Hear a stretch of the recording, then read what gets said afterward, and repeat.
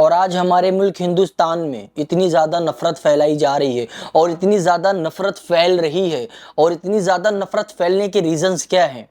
एक हिंदुस्तान में एक कम्युनिटी है मुस्लिम, जिनके ऊपर कोई भी आ रहा है टारगेट कर रहा है, चाहे वो पॉलिटिशियन हो, चाहे वो सत्ता की पार्टी में जो एमएलएस हैं या जो बड़े बड़े आज के धर्मगुरु हैं, यानी कि हिंदू के, यानी कि कुछ आपको मिलेंगे पंडित भी होंगे, कुछ योगीज भी होंगे, यानी जो भी हैं, मुझे इतना तो नहीं पता इनकी कम्युनिटी में किसको क्या कहा जाता है, कौन से साधु को क्या कहा जाता है। एक एग्जांपल समझ लो, साधु संत, ये लोग हमारे नबी मोहम्मद सल्लल्लाहु अलैहि वसल्लम के ऊपर गलत गलत बयानबाजी करते हैं और इस्लाम के ऊपर जहर उगलते हैं और इस्लाम को टारगेट करते हैं और हमारी मस्जिदों को टारगेट करते हैं। तो कभी ज्ञानवापी हो, तो कभी मथुरा मस्जिद हो, तो कभी संभल हो, तो कभी अजमेर दरगाह हो, तो कभी बाबरी मस्जिद हो, तो कभी आप देखोगे कि गुजरात का जो है दरगाह हो, तो कभी आप देखोगे वाराणसी की मस्जिद हो।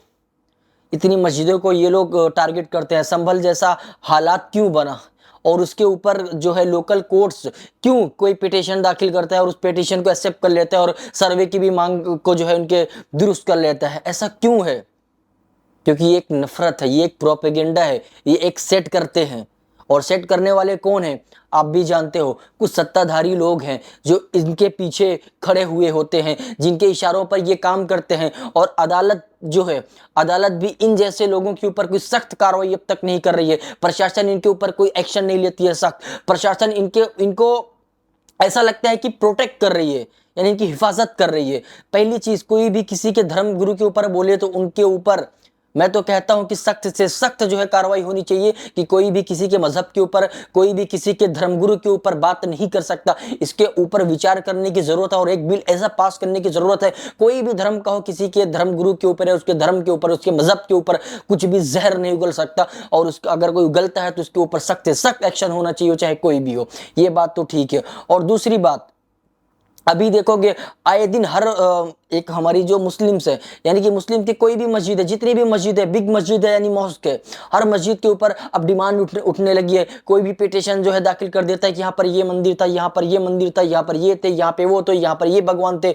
और उनकी पिटीशन जा करके वो दाखिल करते हैं कोर्ट में, और लोकल कोर्ट जो है उसको एक्सेप्ट भी कर लेती है और सर्वे की मांग भी कर लेती है और एक्सेप्ट भी करके सर्वे के लिए टीम भी बना देती है। और जैसे संभल में ये दंगा हुआ, संभल में जो ये पथराव हुए, इसके जिम्मेदार कौन है? ये कैसे इतना बड़ा घटना हो गया? उसके गुनहगार कौन है? अब तक कोई भी इनके ऊपर जो है इंफॉर्मेशन नहीं है। अब तक कोई भी उसके ऊपर एक डायरेक्शन में, जिस डायरेक्शन में होती है ना इंक्वायरीज, नहीं हुई। उसके पीछे कौन थे, जुर्म किसने किया, उसका भी अब तक के कोई भी क्लियरिफिकेशन नहीं मिला। लेकिन 5 बेगुनाह उसमें मारे जाते हैं। वो किसकी चूक है, किनकी वजह से हुआ? उसका काम क्या था? प्रोटेक्शन देना किसका काम था?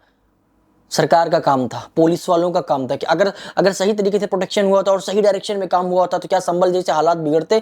नहीं बिगड़ते। और तीसरी चीज, आए दिन इतनी नफरत मुसलमानों के लिए क्यों भरी जा रही है? मुसलमानों को क्यों टारगेट किया जा रहा है? मुसलमान अपने घर से बाहर नहीं निकल सकता। मुसलमान किसी हिंदू के जो है मोहल्ले में घर लेकर के रह नहीं सकता। मुसलमान अपना बिजनेस नहीं कर सकता। अगर बिजनेस करता है तो अभी स्ट्रिक्ट किया जा रहा है। कुछ ऐसी सिटीज हैं, कुछ ऐसे गाँव से, कुछ ऐसे विलेजेस टाइप में आप जाओगे, देखोगे जहां पर साफ साफ बोर्ड बना करके लगा दिया जाता है कि यहां पर मुसलमान बिजनेस नहीं कर सकता, यहां पर मुसलमान को बिजनेस नहीं करने दिया जाएगा।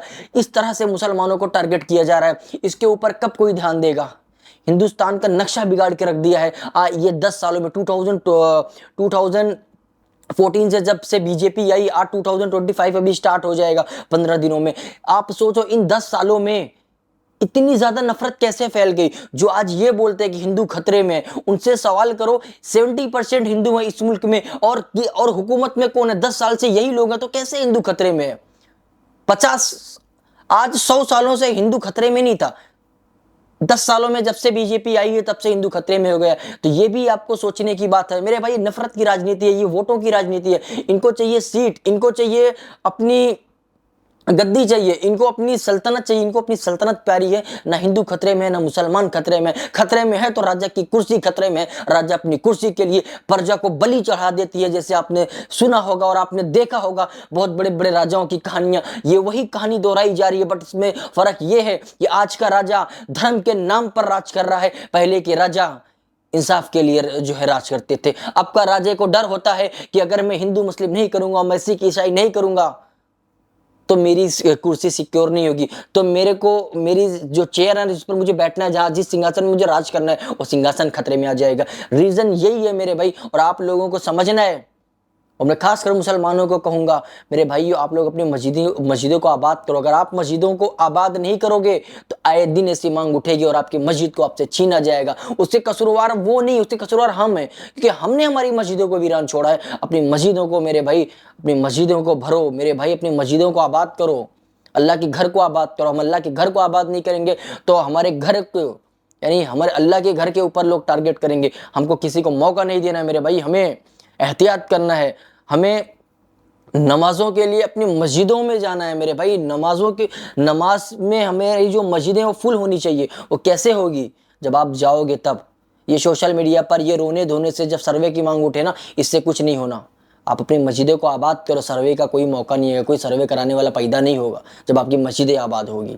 और अगर आप लोग समझते हो कि मैंने जो बात की है वो पॉइंटेड बात है, तो आप लोग हमारे अकाउंट को सब्सक्राइब भी कर सकते हो और अपने दोस्तों में शेयर भी कर सकते हो, बेल आइकन की बटन को भी प्रेस कर सकते हो।